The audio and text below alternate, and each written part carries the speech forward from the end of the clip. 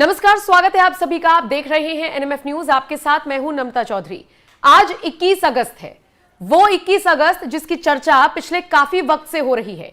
दरअसल SC/ST संगठनों ने 21 अगस्त को भारत बंद का ऐलान किया था और अगर आप सोशल मीडिया पर जाएंगे तो भारत बंद ट्रेंड कर रहा है। हालांकि इसके विरोध में भी कुछ लोग आ गए हैं और इसीलिए भारत बंद नहीं ये भी ट्रेंड कर रहा है। लेकिन सवाल ये उठता है कि SC/ST संगठनों के, आप ये कह लीजिए, नेताओं को या लोगों को या इस समाज के लोगों को आगे आकर भारत बंद का ऐलान क्यों करना पड़ा? विरोध किसका है? सुप्रीम कोर्ट के उस फैसले का जिसमें क्रीमी लेयर का जिक्र हुआ, या फिर मोदी सरकार के फैसले का? सरकार की मंशा पर लगातार सवाल उठाए जा रहे हैं और दूसरी तरफ मोदी सरकार के अगर आप कार्यकाल को देखेंगे तो जितना काम OBC के लिए हो गया है, SC/ST के लिए हो गया है, अब उनको मजबूत बनाने के लिए हो गया है, वो मुझे लगता है कि आगे आकर उस चीज को एक एक इंसान तक पहुंचाना चाहिए, बजाय उसके किस तरीके से सरकार की मंशा पर सवाल उठाए जा रहे हैं इसके। तो मेरे साथ जुड़े हुए हैं मेरे सहयोगी पंकज प्रसून। पंकज जी, एक एक करके सारे पहलुओं को समझेंगे, लेकिन सबसे पहले मैं आपसे ये क्रीमी लेयर का कॉन्सेप्ट समझना चाहूंगी। क्रीमी लेयर को लेकर बहुत से लोगों के बीच में कंफ्यूजन है, जरा वो समझाइए और फिर भारत बंद की बात करेंगे। देखिए, आसान भाषा में कहूं तो क्रीमी लेयर हर किसी में है। अगर आप सो कॉल्ड सवर्ण जातियां बोल सकते हैं तो उसमें EWS का आरक्षण मिल रहा है। हाँ। मतलब कि उसके अलावा बाकी जो अमीर हैं वो क्रीमी लेयर हैं, जो गरीब हैं वो क्रीमी लेयर नहीं है। मतलब जिनको फायदा हो गया, दूध मत्स्य है ना, तो ऊपर जो आ गया वो क्रीम आ गया और नीचे जो पानी बच गया वो समझिए यही कॉन्सेप्ट है। इसी यहां से ये शब्द निकला है। ठीक है। मक्खन वक्खन निकालते वक्त जो निकालते हो जाते हैं, तो वो ऊपर के जो है जिन्होंने फायदा उठा लिया वो क्रीम हो गए और जो बच गए वो पानी हो गए, स्किम्ड मिल्क। अब सवर्णों में मैंने बताया जो इकोनॉमिक वीकर सेक्शन है वो नीचे के पानी हो गए, जो मक्खन है वो बाकी जो अमीर लोग हैं। OBC में भी यही कॉन्सेप्ट लागू है। कुछ लोग जिन्होंने फायदा उठा लिया है उन्हें क्रीमी लेयर कहा जाता है। आज का जो विवाद है उससे OBC का कुछ लेना देना नहीं है, क्योंकि ऑलरेडी OBC वाले में क्रीमी लेयर कॉन्सेप्ट ये है। अब इस देश में होता क्या था कि SC/ST में ये क्रीमी लेयर कॉन्सेप्ट नहीं था। मतलब कि अगर आप SC या ST कैटेगरी के हैं, आप अगर IAS बन चुके हैं, आपका बेटा कॉन्वेंट में पढ़ रहा है, विदेश में भी पढ़ रहा है और फिर वो बहुत अच्छे पोस्ट पे है, A ग्रेड नौकरी है, फिर भी उसे रिजर्वेशन का लाभ मिलेगा। फिर उसके बेटे को भी रिजर्वेशन का लाभ मिलेगा, भले ही कैलिफोर्निया में पढ़ रहा है या फिर किसी विदेश के ऑस्ट्रेलियन यूनिवर्सिटी में पढ़ रहा है, भले ही उसने जीवन में जाति का महसूस नहीं किया है, उसके साथ कोई उस तरह का बुरा अनुभव नहीं है, फिर भी उसे लाभ मिलेगा। ठीक है। तो सुप्रीम कोर्ट ने हाल में एक फैसले में यह कहा कि देखिए, SC/ST में करीब 1200 के आसपास जातियां हैं। हाँ। जी, मुझे एग्जैक्ट नहीं, लेकिन 1200 के आसपास शायद। हाँ, उसमें से कुछ जातियों को लगातार आरक्षण का लाभ मिलता रहा है पीढ़ी दर पीढ़ी, और बहुत सारी ऐसी जातियां हैं जिनको आज तक लाभ मिला ही नहीं SC/ST का। मैं उदाहरण के रूप में बताता हूं कि आप बिहार के पासवान को और भुइयां मुसहर को एक तराजू में नहीं तोल सकते, जबकि दोनों SC। इसीलिए आपने देखा होगा कि जीतन राम मांझी सुप्रीम कोर्ट के फैसले का समर्थन कर रहे, क्योंकि वो मुसहर बिरादरी से आते हैं, और चिराग पासवान है वो पासवान बिरादरी से आते हैं, वो विरोध कर रहे हैं क्योंकि चिराग पासवान की जाति क्रीमी लेयर में है। बहुत सारे लोग, जाति से यहां मतलब नहीं है कि कुछ लोग जिनका फायदा उठाए, और मुसहर जो हो गया, डोम हो गया, भुइयां हो गया, मतलब बहुत सारे ऐसे जो ये है, वहां वो उनके यहां कहां क्रीमी लेयर, उनको तो फायदा नहीं मिला ना। ठीक है। इसी तरह उत्तर प्रदेश की बात करें तो जो जाटव है, जो मायावती की जात है, कहा जा रहा है कि उनको ज्यादा फायदा मिला है या वाल्मीकि समाज को ज्यादा फायदा मिल रहा है, लेकिन बहुत सारे SC के ऐसी जातियां हैं जिनको आज तक, मतलब आज भी वही दरिद्र वंचित ये हैं। तो सुप्रीम कोर्ट ने कहा कि एक काम कीजिए, आप लेते रहिए, कोई दिक्कत नहीं, जो कि क्रीमी लेयर वाली SC के अंदर जातियां, आपका आरक्षण कुछ नहीं है, जितना आरक्षण, जितना परसेंटेज दलितों को आरक्षण मिलेगा, लेकिन उसमें से कुछ लाभ वैसे वर्गों को मिलना चाहिए जिनको आज तक फायदा नहीं हुआ है। समझ रही बात को? ठीक है। अब ये सारा विरोध इसी बात को लेकर है। हाँ।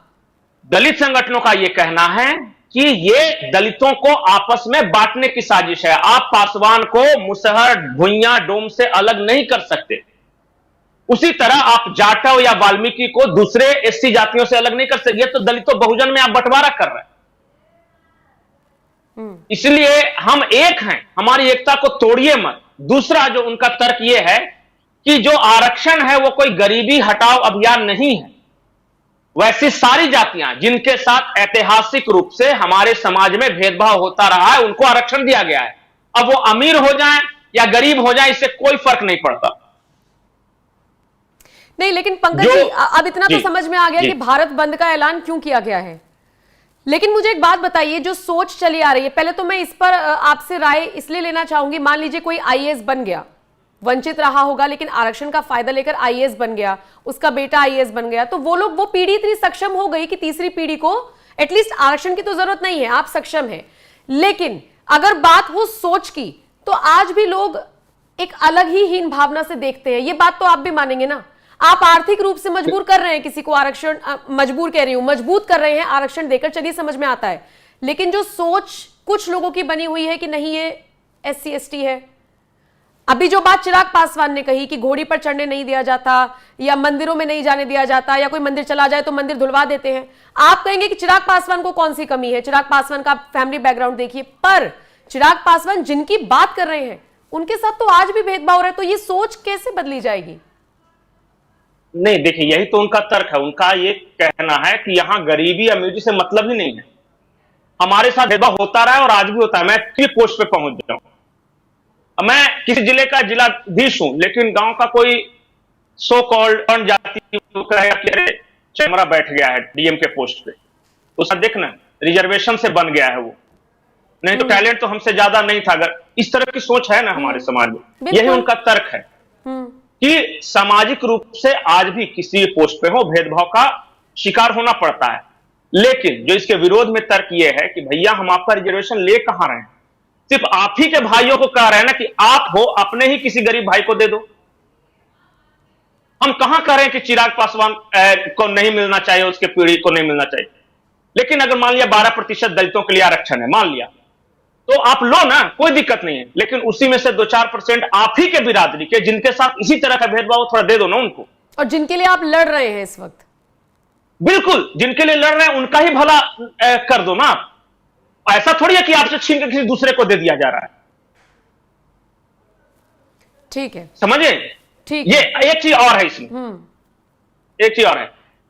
एक ऐसा आरोप है, ये मैं नहीं कह रहा, आरोप है कि जो दलितों में भी जो संपन्न हो जाते हैं, दूसरे दलितों को वो नीची नजर से देखना शुरू कर देते हैं।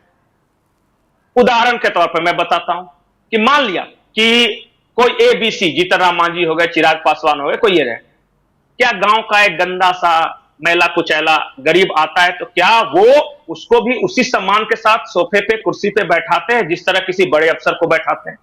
बिल्कुल नहीं। तो बिल्कुल आरोप तो यही है कि दलितों में भी नव दलित धनाढ़ पैदा हो गए हैं, जो कि अपने आप को उनसे अलग महसूस करते हैं, या फिर वो नहीं, अब हम वो नहीं रहे, अब हम कुछ अलग हो गए, हमें ऊंचे लोगों के साथ उठना बैठना चाहिए, हाई फाई स्टेटस मेंटेन करना चाहिए। और ये आरोप हैं। कभी कभी तो ऐसा भी आरोप लगता है कि जितना सवर्ण हमारे साथ नहीं भेदभाव करते हैं, उतना नए नए अमीर बने दलित करते हैं। ठीक है, ये भी एक पहलू है, इसे समझने की जरूरत है। ठीक है। अच्छा पंकज जी, अब जिस तरीके से भारत बंद का ऐलान कर दिया गया है, व्यापारी इसके विरोध में आ गए हैं और कह रहे हैं कि इस बात का भारत बंद, हमें तो नुकसान होगा इस चीज का, उसे किस तरीके से आप देख रहे हैं? नहीं, मैं ये देख रहा हूं कि ये है किसके खिलाफ। ये सुप्रीम कोर्ट के खिलाफ है, सरकार के खिलाफ है। आप किसके खिलाफ भारत बंद बुला रहे हैं? अगर ये नरेंद्र मोदी सरकार के खिलाफ है तो नरेंद्र मोदी सरकार ने पहले ही स्पष्टीकरण दे दिया है कि हम सुप्रीम कोर्ट के फैसले के साथ नहीं है, जैसा जो चल रहा था वैसा ही चलेगा। लेकिन गालियां दी जा रही है मोदी को, वो को है ही नहीं ना 3 में ना 13 में। अगर सुप्रीम कोर्ट के खिलाफ है तो जिस सुप्रीम कोर्ट ने फैसला दिया है उस सुप्रीम कोर्ट में फिर से याचिका आप दायर करो, रिव्यू पिटीशन जिसको बोलते हैं, वो तो कर नहीं रहे। राजनीति के लिए सुप्रीम कोर्ट को बहुत सारे लोगों ने बख्श दिया है, सिर्फ एक नैरेटिव फैला रहे हैं कि मोदी सरकार आरक्षण छीन रही है, मोदी सरकार आरक्षण छीन, जबकि मोदी सरकार कहीं, मतलब मोदी सरकार ने तो यहां तक कह दिया कि नहीं, सुप्रीम कोर्ट जो भी कहता है जैसा चल रहा है वैसा चले। मोदी सरकार के साथ सबसे बड़ी समस्या यह है कि सबसे ज्यादा काम भी इन्हीं ने किया है, सबसे ज्यादा गालियां भी इन्होंने खाई। चाहे ओबीसी, एससी, एसटी के लिए। अच्छा बताइए कि जब से देश आजाद हुआ, डॉक्टर भीमराव अंबेडकर से जुड़े जितने तीर्थ हैं, सबको रिनोवेशन का काम मोदी के जिम्मे था क्या? कितने दलित भी आए, गांधी परिवार भी आ गया, कांग्रेस, समाजवादी सब आ गए, क्यों नहीं किया? अच्छा, मोदी सरकार की योजनाओं का सबसे ज्यादा लाभ दलितों को मिला, ये इस सरकार के लिए इंतजार कर रहे थे क्या? आज तक कोई सरकार इनके लिए शौचालय, जिसे इज्जत घर बोलते हैं, मकान क्यों नहीं दे सकी? कहना है कि कर भी बेचारा यही रहा है, गालियां भी यही खा रहा है। आज भी नेगेटिव यही कहा जा रहा है कि संविधान जो बाबा साहब अंबेडकर ने आपको जो आरक्षण दिया था, मोदी सरकार छीन रही है, जबकि हकीकत नहीं है ये। ठीक है, तो भारत बंद का ऐलान हुआ और इसके पीछे का क्या कारण रहा और किस तरीके से अब इसका असर देखने को मिलेगा, ये हमने चर्चा की। शुक्रिया पंकज जी मेरे साथ जुड़ने के लिए। आप इस खबर को किस तरह से देखते हैं, कमेंट सेक्शन में अपनी राय हमें जरूर दीजिएगा। नमस्कार।